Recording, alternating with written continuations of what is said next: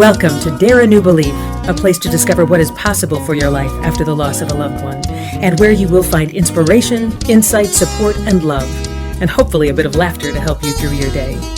Now, here's your host, Nada Hogan.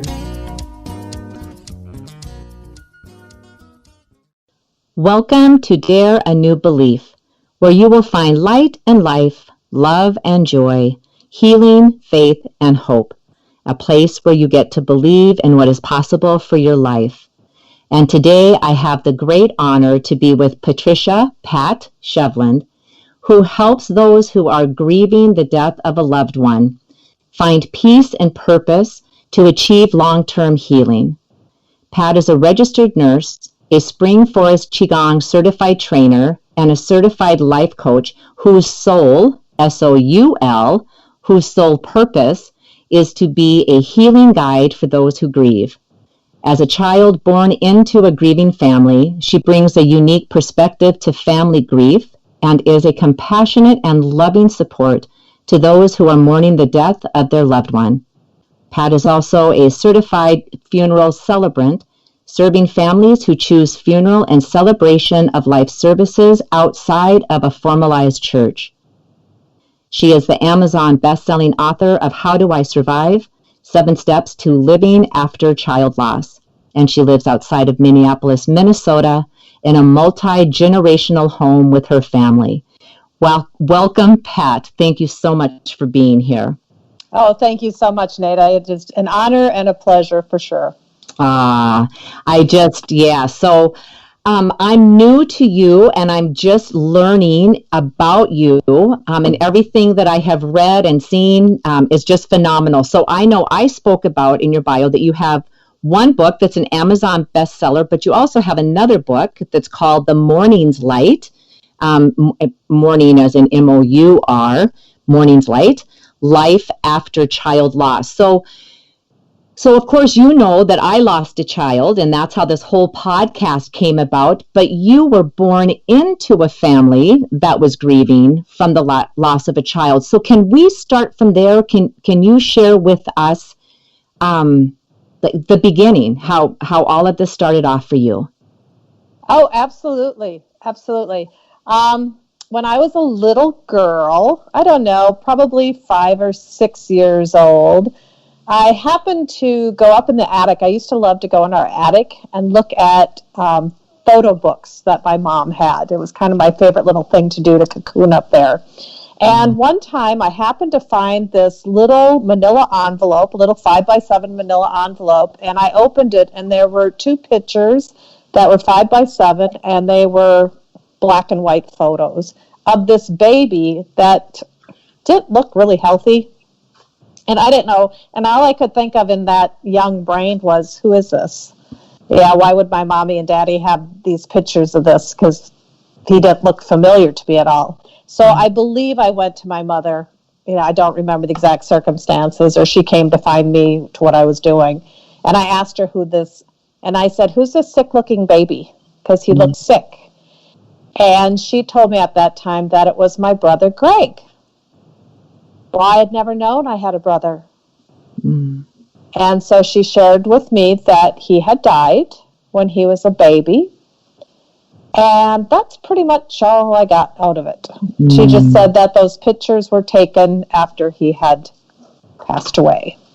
So I felt this connection with this brother. Now, I had 3 older brothers when all of this happened. But here I had this other one, and all I could think of was, wow, what would it have been like? His birthday was the day before mine, only he was born 6 years before me. But all I could think about was, oh, Greg, what would it have been like if you had lived? Well, you and I would have had the same birthdays. We could have, had our birthday parties together. Would you have been like the other brothers, or would we have had a different relationship? And so I was a really little girl at that time thinking these pretty intense thoughts. Yeah. And I found out about, I don't know how I found out, but I remember going to the cemetery, the local cemetery, and riding my little bike, and I found his gravestone, and I would go hang out there a lot and just kind of be in that presence, so to speak. But no one in my family ever talked about Greg. His name was not mentioned. It was just a very silent subject, and so we really didn't talk about it until I became an adult. In 2012 is when we really started talking about it. Okay. So, and I want to talk about how that happened, that you started talking about that, but I want to go back to you being a little kid riding your bicycle did you know the cemetery where he was buried, or did you just happen to just be searching and you found it because of your search? I knew that there was a cemetery we have 2 Catholic parishes in the town where I grew up. So I knew that the cemetery was there, and when I was a really little girl, when I was, probably about that age, 5, my best friend who lived next door was 3 and he died. So I knew he was at that cemetery. And it was, I believe, now I can't say exactly, but I believe I was out there seeing his little picture on his gravestone, because they have Joey's picture there. And then I happened to walk and find my brother's gravestone, because he's just maybe 10 yards away from there. Okay. So, yeah. Wow. Okay.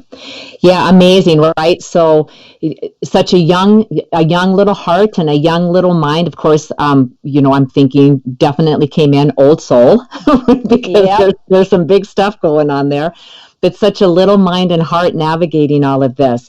So before 2012 hit, before 2012 and something happened in 2012, what did you do in those years between being 5 or 6 years old and finding these pictures and realizing you have a brother, Greg, who had passed away when he was an infant?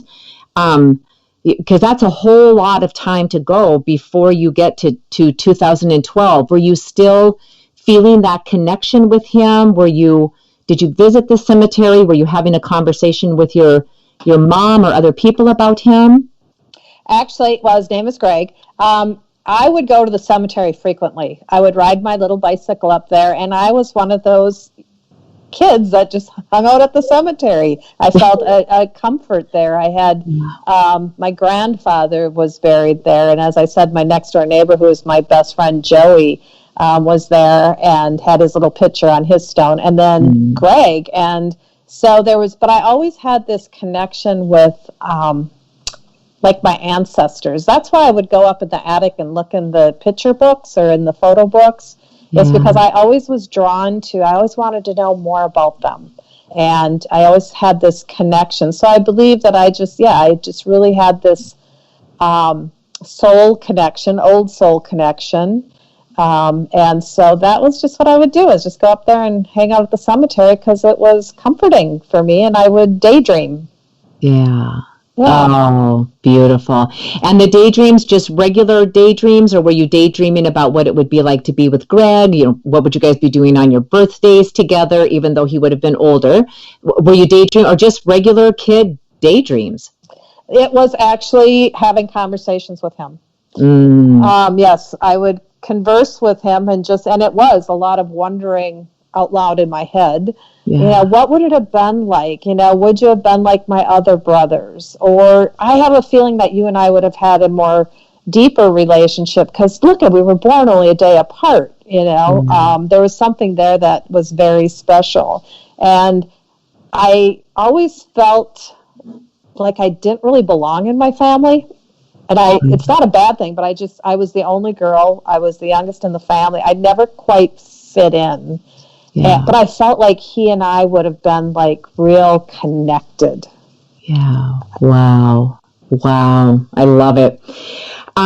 So then from being that little girl, going through your teenage years and then into your adult years, were you, up until 2012, were you continuing this connection with Greg? Were you still having the conversations with him, or was life getting busy and it's there, but it's more on the back burner and I'm just moving forward in my life? What was happening then? It did get more on the back burner. I think I just got older, and there came a period of time when my dad became ill, 30 years ago, and I used to still go to the cemetery. I feel like I was the only one that went to the cemetery, and I would always take care of the grave sites. to make sure. So even as a young adult, I would do that. And I noticed that Greg's stone was sinking into the ground. So I approached my father. We had never had a conversation about Greg. And my father wasn't real well at the time. But I said, his stone is kind of getting buried underneath there. I'm concerned. And so my dad hired someone to lift up that stone and make it more stable. But he never went there. He never went there with me. Dad and I never talked about it, except for that. And then he took the initiative to get the stone placed. But then life, I had a family. I was a nurse, and then I went into corporate. I was a corporate executive for many, many years. And so, life just went on. And so I wasn't, having these conversations with him, but always there. I mean, it always was that I knew that I had another brother there. Yeah. Okay. So now we're approaching 2012. So then what happens when 2012 comes along? Well, that was like my whole life changed dramatically. Yeah. And at this time, are you still in corporate America in 2012? Yes, I am. Okay. Yes. Okay. So in 2012, it would have been Greg's 60th birthday. Okay. And my mom finally started talking about him. Wow. So here I am in my 50s. She's almost 90 years old. And she started sharing with me what happened back then. And I was being curious. And I just knew intuitively that she needed to talk about this, that there was some stuff that was buried pretty deep because she had never been able to deal with it. So I started just asking a lot of questions, and through that we unearthed so much of her guilt and her deep sadness and her anger at things. And so I actually worked with her to open those up, talk about them, allow her to give her feelings air for the first time in 60 years, and we pulled out those pictures. And we both sat there looking at these little black and white photos. And, of course, they were taken after he had died. They were the only two photos she had of him. And someone thought, and I'm thankful that they did, to take these two pictures of him at the mortuary. Yeah. So he was dressed in a cute little suit and my mom was able to just caress those pictures. And we were able to say, oh, look at the hair that he had. Oh, his eyebrows kind of look like Dad. Or, oh, look at that cute little suit. And she was able to just be with him and feel his spirit so deeply with me standing beside her. And it was just like a total opening of healing for her that she had never been able to do. And by this time, my father had passed many years before that. And so that is actually kind of the start of my new journey, where something changed within me. So I'll tell you, I had an epiphany at that time. And I was on a plane, and I was traveling in my corporate job and going to our corporate office. And I had been reading the book, Heaven is for Real. Someone had given it to me, and I thought, I'm going to read that. Now, I wasn't like super spiritual at the time or anything. I just always had I knew what my spirituality was and was very solid in it. But I was reading this book because someone had recommended it, and I'd closed the book, and I had closed my eyes for a minute on the plane, and all of a sudden I was jolted, like almost out of my seat, and it felt like I was struck by lightning. I felt like I was having a seizure. Wow. And this voice came through that said, I was born through you. Wow. And I knew it was Greg. And I just knew it. I was, wow. It was very powerful. It was very emotional in the fact that it just gave credence to everything that I knew my whole life. But it was not surprising. It was like, okay, yeah, of course. And so that was kind of the start of a whole new enlightenment for me, so to speak. Yes. And how amazing that it happens in the place where you can't jump up and throw your arms up in the air and hallelujah or be in a state of complete shock and what is happening. It's just like, oh my God, I'm in the middle of an airplane with all of these people. So I have to kind of maintain this. I mean, I'm just feeling that in my own body, just going, I think I would have jumped up, just going, oh my God, it's happening. And then like, oh my God, what's happening? Like this is so much.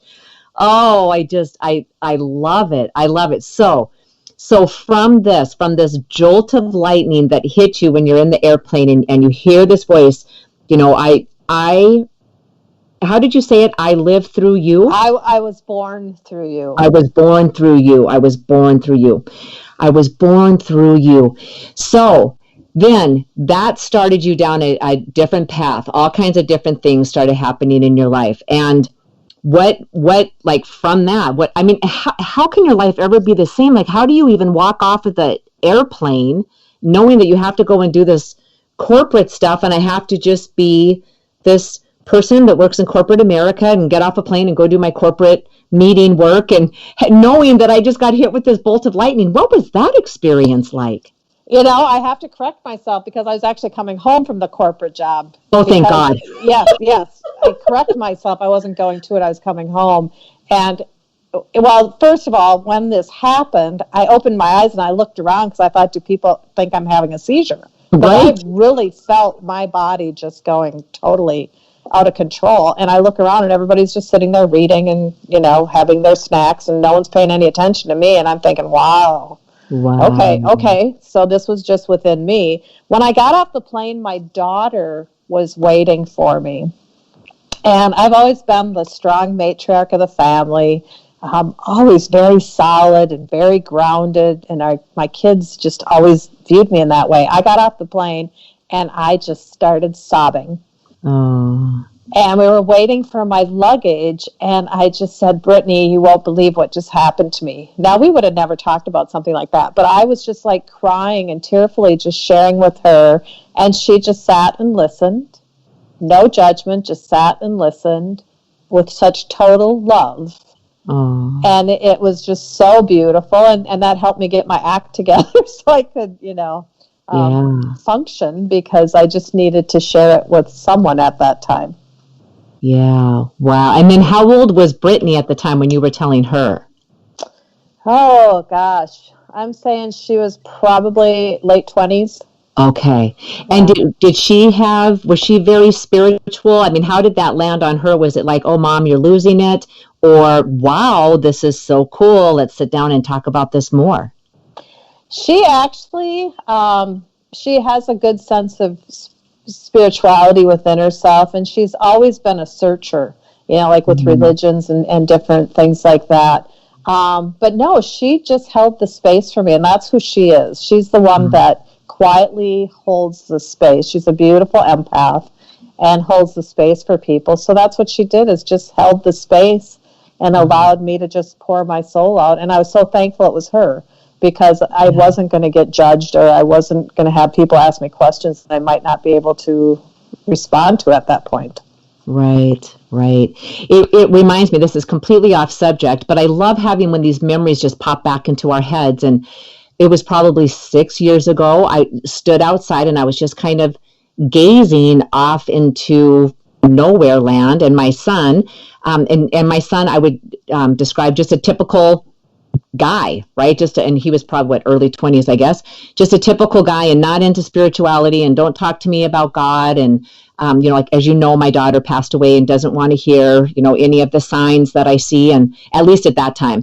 Mm-hmm. And he said, like, you look like you're in deep thought. What's happening? And I said, I hate to even say this to you because I think you're going to think that I'm crazy, but I swear I have been in this moment before, but I don't mean standing here on the step. There's something in the sky. I recognize something in the sky and this feeling like a past life, Tommy. And he was just like, oh, that's cool. I've had that kind of stuff. Do you think it's real? And it was like, whoa. So that opened up a door for us because he wasn't this empath, quiet one that I could say these kinds of things to, but I forgot all about that till you brought this up with your daughter. And it's just like, oh my gosh, a deeper connection just from having this conversation with you, a deeper connection with my son. This is what I love about life, how we constantly deepen our connections just by having connections with other people. It's so beautiful. Oh, that's so beautiful. So beautiful. Love it. Yes, yes. So thank you for being the catalyst in that. I totally appreciate that. So now we have to get back on track. I'm sorry. So you shared this information with Brittany, and then you go home, and then now what's happening? What's happening in your life? Oh, let's see. Okay, so I share the book, Heaven is for Real, with my mother, because she always questioned like whether she would ever see Greg, anything like that. And so I shared it with her, and she read it, and she started borrowing it out and got it to my aunt. But she called me, and my mom has never been an excited person, and she said, "Oh, this is the most beautiful book. I am going to see him again." And it just gave her such hope and faith. Wow. And we started sharing the book. I bought a bunch of copies of books, and she's like, I need one to go here, and I need one to go here. And so there's a whole long story behind that, all the synchronicities of all the people that we shared it with. But that was kind of the impetus for me to write that first book that was our family's journey, so to speak. Yeah. Wow, so beautiful. I swear it's just, I always see, I don't think that God is a person, but when I think in these terms, it just makes it easier. But I think of him looking like Father Time in a white gown and that long beard, and he's just up there doing these curtsies every time. It's just like all of these synchronicities that are happening when you're sharing these books and the other things that are happening, and it's just God's just up there doing these curtsies, going, yes, this is how it's all supposed to be. I'm bringing this all to you. I just love it. So Pat, I know we're going to start running out of time here. I think we've only got maybe 3 minutes left. And I don't want to dive into a deeper subject because we'll end up having to cut it off. But your mom, I guess that's what I want to know. When you started sharing the book with your mom, and your mom got to that place and she was excited and then got to know that she got to be with Greg again. Was she living with you at the time, or was she in another home? She was in another home at the time. She came to live with us a couple of years after that. Okay. So, and this is a place I want to ask you this, but I don't want to get too deep into this. Did she hold the belief that when your brother Greg had passed away as an infant, did she hold the belief that once somebody died, like that's just it, you died and you're done and I'll never see you again, that's just all there is to it? Was that her belief, or was it she didn't feel free to believe differently, or that's just how you did it back then? I think it's a couple of different things. One, that's just how you did it back then. You didn't talk about it. You just buried it, soldier up and take care of it. But the other thing was, he was a baby. He was 4 months old. And she, in her Catholicism, she was worried that he was in limbo. Oh. Yeah. Okay. Wow. All right. So we have a lot to talk about, and I just don't want to get into that. So I'm going to, we're going to wrap up this part one, and with your blessings, I would love to have you come back so we can continue this conversation and go into part two. Are you willing to do that with me? Absolutely. I would love to. Oh, fabulous. Thank you so much. So before we get off the air, I want to let the listeners know that you graciously have a link to a free ebook, and that will be on the website and in the show notes. So people, if they're driving or walking and they're not able to write it down, I have that link, and it will be right there in the show notes. So all you have to do is click that, and you can go in and read this book. And I've been reading, I have a hard copy, and I've been reading this book, and this is the book. I believe that link for that book is How Do I Survive? 7 Steps to Living After Child Loss, correct? I think correct. I'm doing this correct. Okay. Yep. All right. Yep. After a while, I get too many papers and too many notes. It's like, I think I'm doing the right. Yes, which is a fabulous book, which is an absolutely fabulous book. And I want to talk about that book and your mom and so many other things. So the link will be in the show notes, how to contact Pat, because obviously she does a lot of work with people that are in the going through the grieving process. All of that information will be in the show notes. So we will get that to you for sure. And I suppose if somebody just wanted to send an email right now and didn't have the time to look at a show note, what would be the best email to send a quick note to you to? Whatever I just said, I don't know how that came out. Okay. How can somebody contact you? Super easy, just on the fly. Pat Sheveland at msn.com. Perfect. And again, that will all be in the show notes, so no worries about that. So Pat, thank you so much. And we will be back to pick this up. There's so much to get into. And for the listeners, please join us in for part 2 so you get to hear Pat's story with her mother and the book and everything else that has taken place. So much gratitude to you. And for all the listeners, beautiful day, blessings to you, a beautiful week, and we'll see you back here next week. Bye-bye for now. Thank you for spending time with us today. Please go to nadahogan.com for show notes and other information you can use right away. If you like what you heard here, please subscribe to our show and don't forget to rate and review right there on Apple Podcasts, Stitcher, Google Play, or wherever you get your shows. And don't forget to tell your friends about it. We'll see you next week.